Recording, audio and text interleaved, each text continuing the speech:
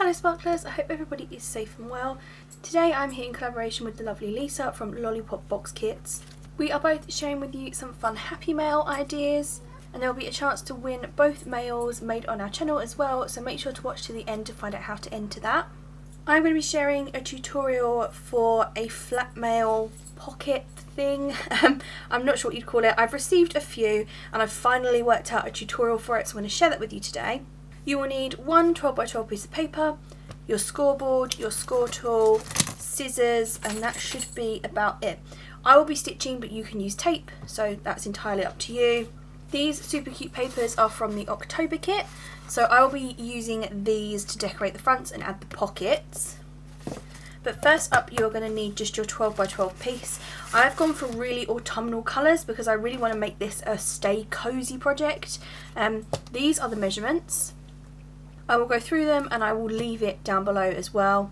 But first, let's cut our two pieces. So, first thing you want to do, move my glue out the way, is cut the 12x12 piece into two 6x12 strips.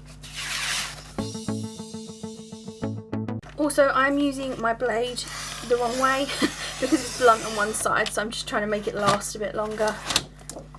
There's your two strips. You want to keep one of these as 6x12, and then you want to make one of them 6x7.5. This one stays exactly as it is, so once you've cut your 6x7.5, wind it to the side.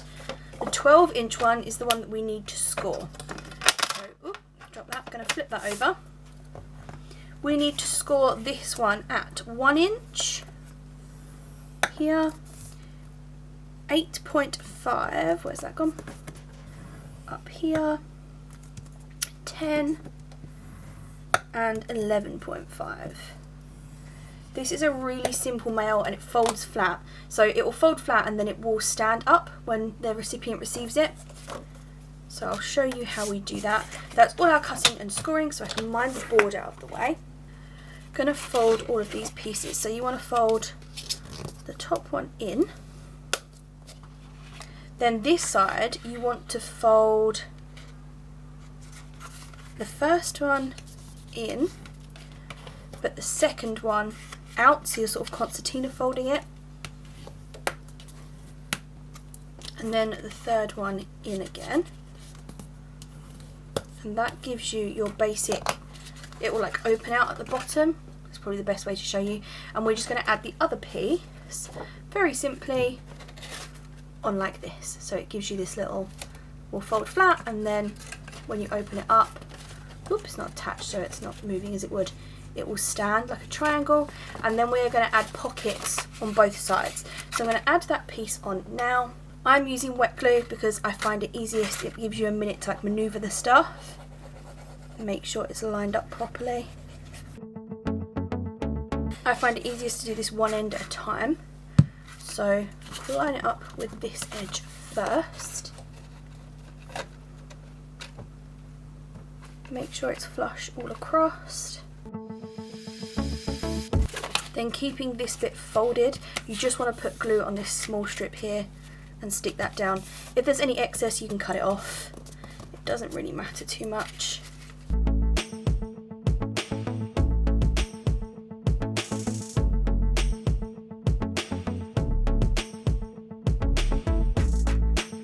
That is your basic, let me trim that, that is not done that very well. Typical that my prototype yesterday went fine and this one has decided to be slightly off. There you go, real life crafting. So this will post flat, then when your recipient gets it they can open it, fold this down, and it will stand this way on their desk. So we are going to add two pockets to this. You don't have to, you could decorate both sides. I like to mat these with different cardstock. It makes it sturdier as a structure as well. And luckily enough for me, the pieces that Lisa has provided in the kit box are the perfect size. So just need to trim a bit at the bottom and they will be the perfect size for this project. I'll measure that for you so that you know in case you aren't using these exact ones. So this is 5 7/8 I would say. It's about 1/8 smaller, so we want it to be about 1/8 smaller than this, so that would be 7 3/8. Let me cut that and check that it works, so that I'll have a slight bit of this sort of orangey colour showing through.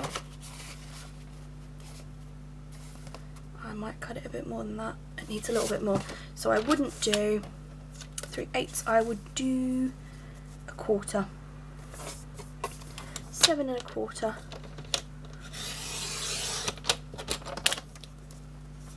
There we go. And then that fits on there perfectly for me because I quite like the border around the edge. I am going to stitch around this, and I am going to add a pocket. Do that before you stick it on, otherwise you're going to stitch all of this together and it won't open. So I'm going to cut the other piece to the same size. So it was 7 1/4, wasn't it, this way? Sorry if you can hear loads of noise outside. The weather is nice, so my road gets incredibly busy when the weather is nice. There's that one. And then that one. Brilliant, yep, they both fit. I'm going to add pockets onto these. Now, you could add the kind of pocket that I did on the prototype yesterday, like this. This would be your net, hopefully you can see that, and then you're just folding them like so. Whoop, why is that not working for me? Fold those two in, then fold that one up, and that makes a pocket. It gives you quite a thick pocket, and that would just stick on the front. Sorry, it's not high enough up, like so. But for today, I'm just going to stitch pockets on. You could do this with tape, to be honest, as long as you've got a piece which is the same width, probably a little bit bigger if you want to tuck the sides in. You can do it with tape, you can do it with stitching, whatever you want. I really want to use the sequin mix included in the kit, and I have this super cute vellum that's been in my stash forever. You know the stuff that you buy because you love it and then never use it because you love it? This is the Maggie Holmes Open Book vellum, and it's all gold foil. Hopefully that's showing to you. So I want vellum pockets. However, I don't want to waste the good stuff on the back of the pocket, because obviously I'm going to put sequins in as well. So I'm thinking of adding a layer of tulle for something different. So let me grab my tulle. I've got a plain sparkly one, and then I've got this one with hearts, which I think might actually look quite nice. I think I'm going to go with the hearts. Need my scissors, where have I popped those? There they are. So I know that this needs to be 6, well it's just less than 6 across, isn't it? And I've just got to work out how tall I want it to be. 5 7/8. How far up do we want the pocket to come? That's probably enough. So that is 4. So let's cut it this way at 4 inches.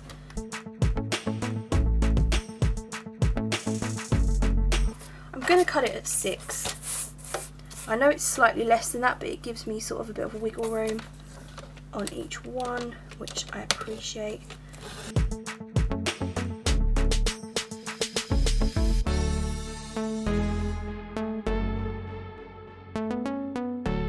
That's going to be my back piece.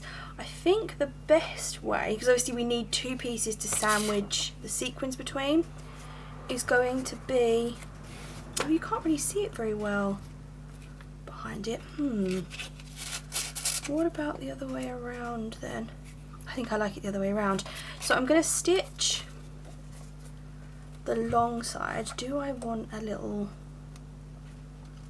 I might get my circle punch and do like a little notch out of here. I'm only going to punch the notch out of the vellum. I'll have to hand cut the, what's it called? The heart tulle. In fact, I am going to make a little mark at halfway so that I'm not guessing. So at 3, that bit's going to be cut out anyway, so it doesn't matter if it's got a little cut in it. And then 3 again.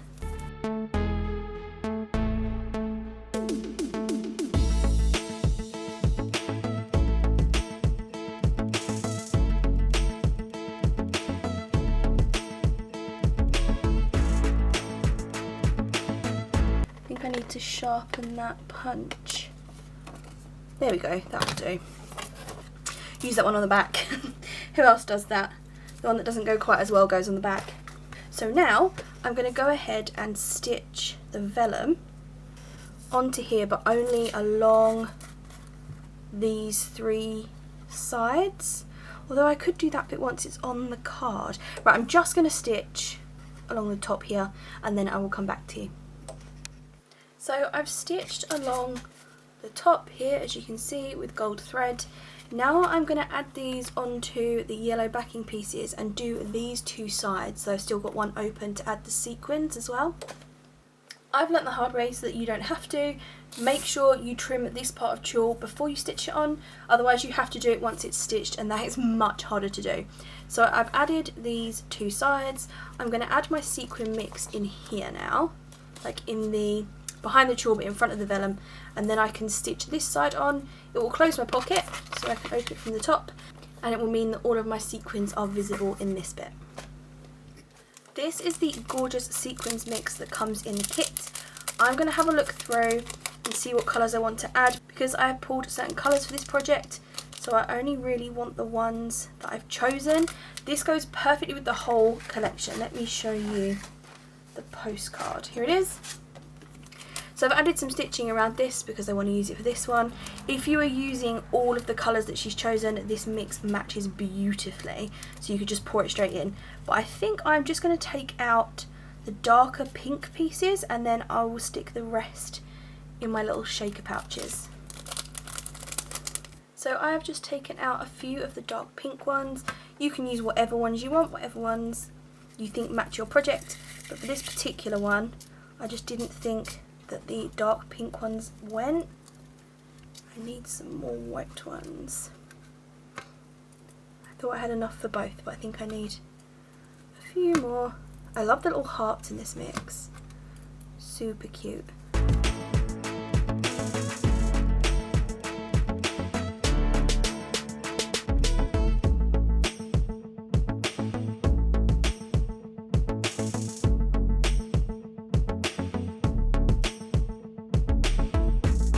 So all I need to do now is stitch these sides closed and our pockets will be finished. Those are all stitched closed, so now I'm just going to go around the edge and trim off the excess bits. Then we can glue those straight onto our structure that we made earlier.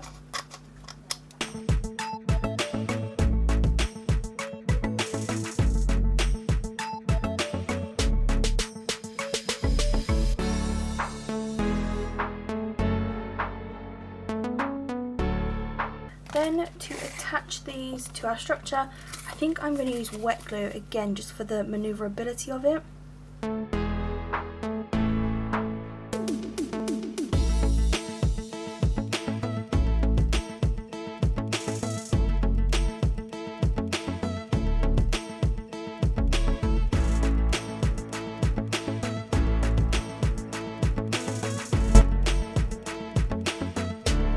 Exactly the same on the other side as well. You could make these different if you want to. You could make them, like I said, with the bigger pockets. Oh, I've got some thread stuck under there. You could make them without the pockets if you just want it to be a display. You can change these up so many ways, however your heart desires.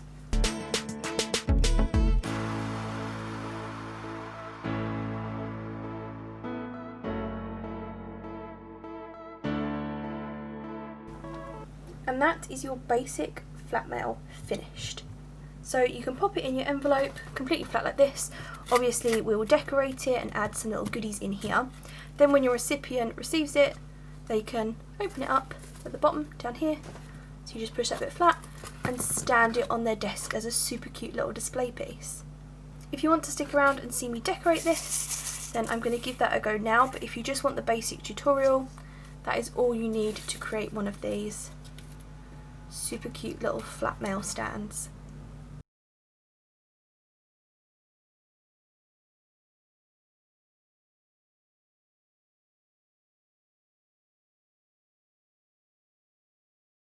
If you decide to give this a try, make sure to tag me, I'd love to see. Also, if you would like the chance to win either this mail, stuffed with goodies, or the one that Lisa will be showing you today, make sure to subscribe to both channels, make sure to like both videos, and leave me a comment letting me know how I can contact you. Thanks so much for watching, and I will see you soon. Bye!